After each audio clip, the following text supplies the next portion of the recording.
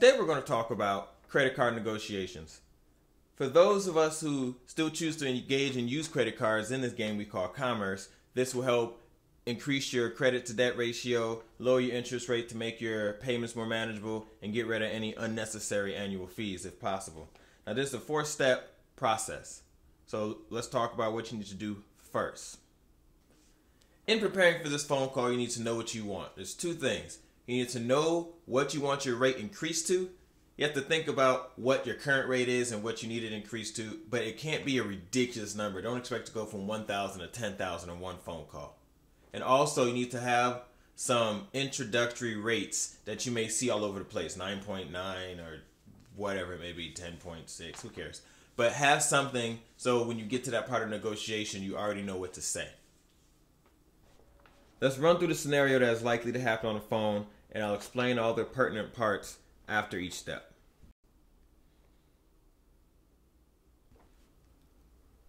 Hi, I'm calling to make an adjustment on my credit card. First, what is my current credit limit? Operator will tell you.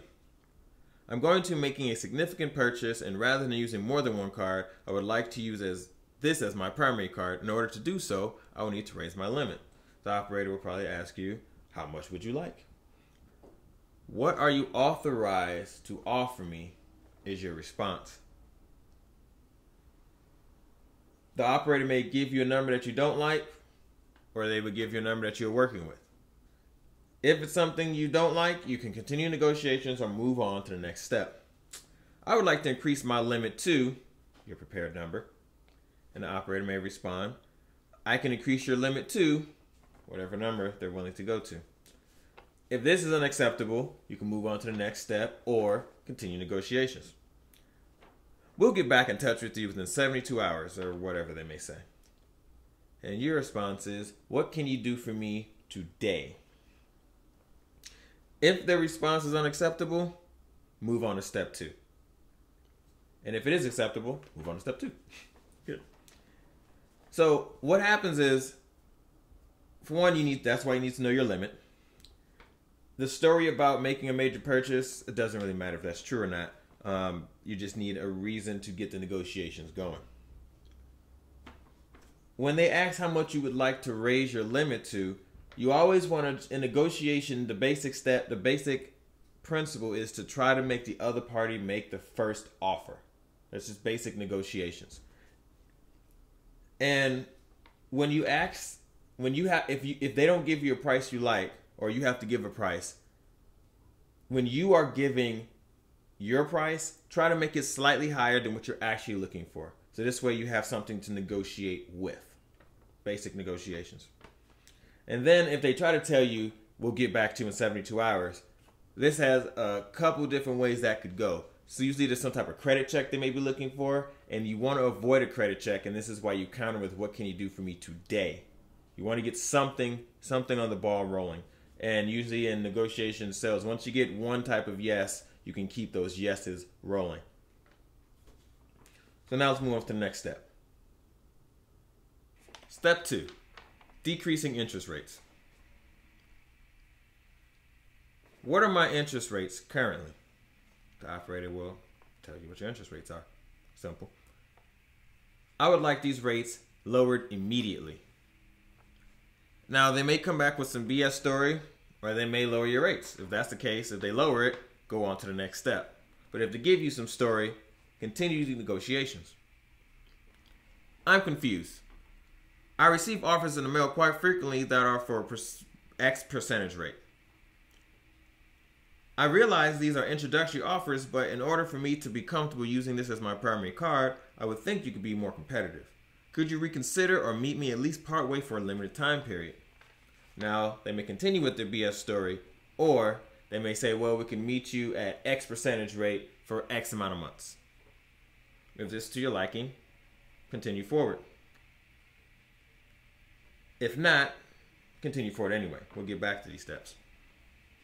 Now, in this step, you see why you want to have a introductory rate or some type of rate beforehand, so that way it makes negotiation smoother. And also during this step is when you may definitely hear something about a credit check. They'll have to check your credit to increase or decrease your rate. This is why you counter with, what can you do for me today without a credit check? Because if we do this every 3 to 6 months, all those credit checks will keep hitting your record, and it's going to lower your score. And obviously that would be counterproductive to what we're trying to do. So let's move on to the next step.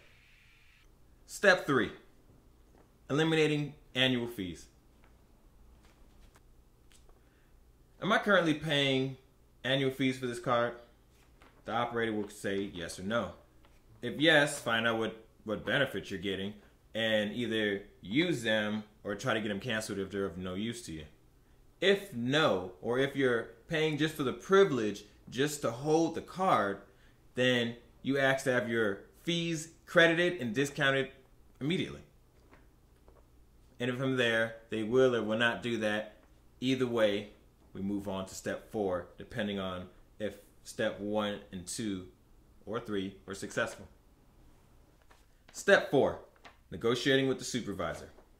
Now, depending on the success of the previous steps, start at the top of the script and start all the way over again with the supervisor. It's really that simple.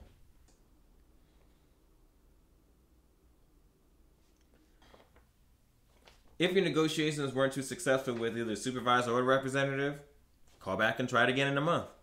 You have nothing to lose from using this script. They're not going to increase your interest rate or decrease your limit because you called them up and asked for the opposite. It's not going to happen. I've used this successfully for years when I was using a credit card normally.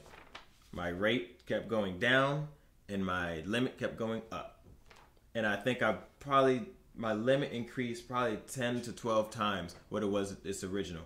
And I think I started off at $1,000 because when I was in college, I had a $1,000 card as the limit. And then by the end, I was up to like $12,000.